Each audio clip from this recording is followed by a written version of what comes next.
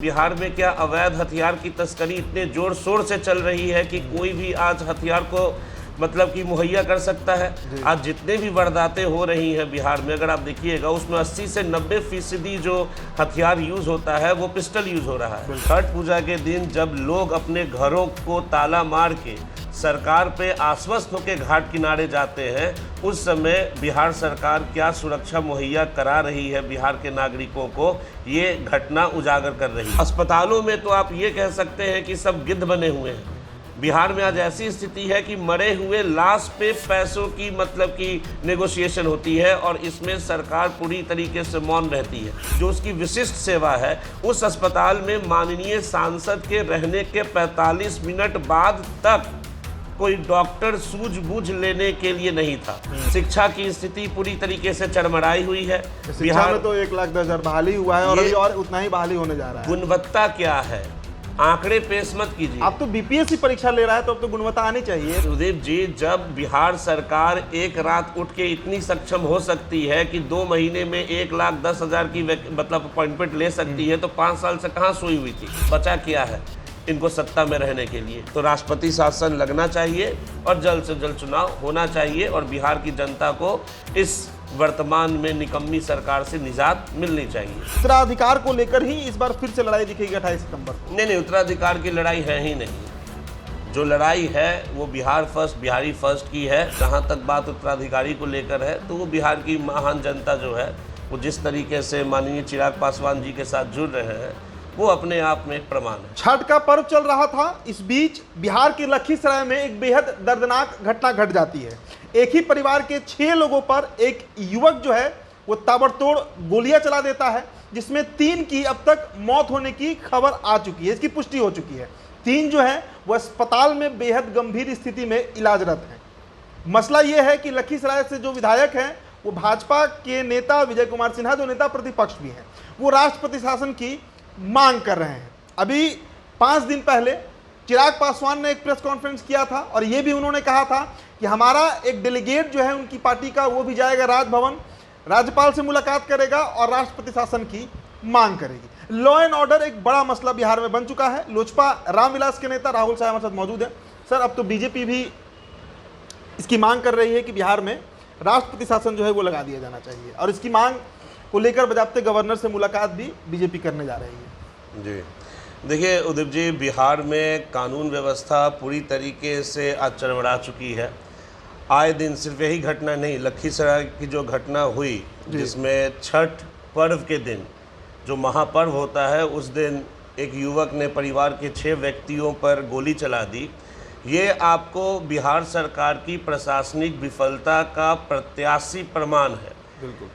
त्योहारों के दिन जब प्रशासन का भीड़ निबंधन और काफ़ी संवेदनशील स्थिति होती है, ये किसी भी प्रशासनिक अधिकारी से आप पूछिएगा तो क्राउड मैनेजमेंट जो होता है वो एक खासी रिस्पॉन्सिबिलिटी बन जाती है एडमिनिस्ट्रेटर्स लोगों की। बिल्कुल। और छठ पूजा के दिन जब लोग अपने घरों को ताला मार के सरकार पे आश्वस्त होकर घाट किनारे जाते हैं, उस समय बिहार सरकार क्या सुरक्षा मुहैया करा रही है बिहार के नागरिकों को, ये घटना उजागर कर रही है। लेकिन राहुल जी, बीच में टोक रहा हूं आपको, 6,000 की संख्या में पुलिस बल को तैनात किया गया था बिहार में, खासकर छठ पर्व को ही लेकर 6,000 संख्या बताई गई थी सरकार की तरफ से। अब संख्या बताई गई, लेकिन उसका प्रमाण क्या निकला? उसका प्रमाण ये निकला कि एक युवक जो है बिहार का जो है वो आज इतना सक्षम है कि वो हथियार ले सकता है। एक तो ये बात को भी उजागर करता है कि बिहार में क्या अवैध हथियार की तस्करी इतने जोर शोर से चल रही है कि कोई भी आज हथियार को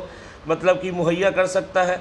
आज जितने भी वारदातें हो रही हैं बिहार में, अगर आप देखिएगा उसमें 80 से 90% जो हथियार यूज़ होता है वो पिस्टल यूज़ हो रहा है। बिल्कुल। तो सबसे कोई लाइसेंस नहीं रहता, कोई लाइसेंस नहीं है। तो सबसे पहले बिहार सरकार को ये देखना चाहिए और जनता को ये बताना चाहिए, माननीय मुख्यमंत्री जी को, कि बिहार में इतने बड़े स्तर पे हथियार कैसे मुहैया हो रही है। और दूसरा, जो 6,000 या 8,000 जो भी आंकड़ा दे दे, ये मुख्यमंत्री जी जाके उन परिवार वाले को जाके बोले जिनको गोली लगी है कि साहब हमने 6,000 तो पुलिस का डिप्लॉयमेंट कर दिया था। आम शहरी को क्या फ़ायदा मिला? आम शहरी को गोली मिली। तो एक ये व्यवस्था हो गई। उसके बाद में आपको 1 महीने 2 महीने पहले का वाकया बता रहा हूँ, हाजीपुर के इंडस्ट्रियल एरिया में भी एक युवक को गोली मार दी गई थी। अच्छा, जमुई में अगर आप देख सकते हैं तो जमुई में बालू माफियाओं के लदे ट्रकों ने युवकों को कुचल दिया, और वो युवक जब अस्पताल में आए तो अस्पताल की क्या स्थिति है बिहार में वो बताने की जरूरत है नहीं। नेता तो भड़क भी गए थे जी। सरकारी अस्पताल की स्थिति चरमराई हुई है, और निजी अस्पताल में अगर कोई व्यक्ति अपने खर्चे पे आता है तो पैसे लेने के बाद भी आज आम बिहारी के मतलब का उपचार करने के लिए प्राइवेट अस्पताल में डॉक्टर्स नहीं है। प्राइवेट अस्पताल, और राजधानी की बात कर रही है, जहाँ पे माननीय चिराग पासवान जी जिस अस्पताल पे गए थे वो राजधानी स्थित अस्पताल था, और वो ट्रॉमा सेंटर था। ट्रॉमा सेंटर जो इमरजेंसी सेवाओं के लिए ही बनी होती है, और उस अस्पताल में जो इमरजेंसी सेवा का दावा करती है, जो उसकी विशिष्ट सेवा है, उस अस्पताल में माननीय सांसद के रहने के 45 मिनट बाद तक कोई डॉक्टर सूझबूझ लेने के लिए नहीं था। तो अस्पतालों में तो आप ये कह सकते हैं कि सब गिद्ध बने हुए हैं। बिहार में आज ऐसी स्थिति है कि मरे हुए लाश पे पैसों की मतलब की नेगोशिएशन होती है, और इसमें सरकार पूरी तरीके से मौन रहती है।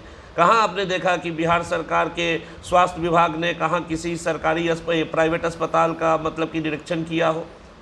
तो लॉ एंड ऑर्डर की स्थिति से देखिए तो अभी वर्तमान सरकार पूरी तरीके से फेल है।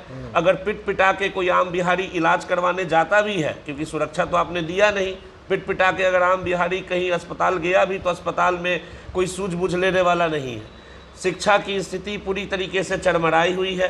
बिहार में तो 1,10,000 बहाली हुआ है, और अभी और उतना ही बहाली होने जा रहा है। गुणवत्ता क्या है, आंकड़े पेश मत कीजिए। आप तो बीपीएससी परीक्षा ले रहा है तो अब तो गुणवत्ता आनी चाहिए, पहले नहीं थी, वो अलग बात। सुदेव जी, जब बिहार सरकार एक रात उठ के इतनी सक्षम हो सकती है कि 2 महीने में 1,10,000 की मतलब अपॉइंटमेंट ले सकती है, तो 5 साल से कहाँ सोई हुई थी?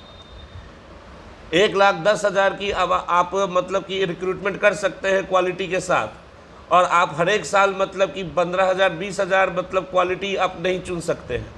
तो देखिए ये जो सारे हैं ये आंकड़े हैं। 4 साल 5 साल लगेगा, 4 साल 5 साल के बाद क्या शिक्षा व्यवस्था फिर बनेगी वो 5-6 साल के बाद फिर दिखने लगेगी। तो ये सारे आंकड़े हैं। बिहार में शिक्षा व्यवस्था चरमराई हुई है।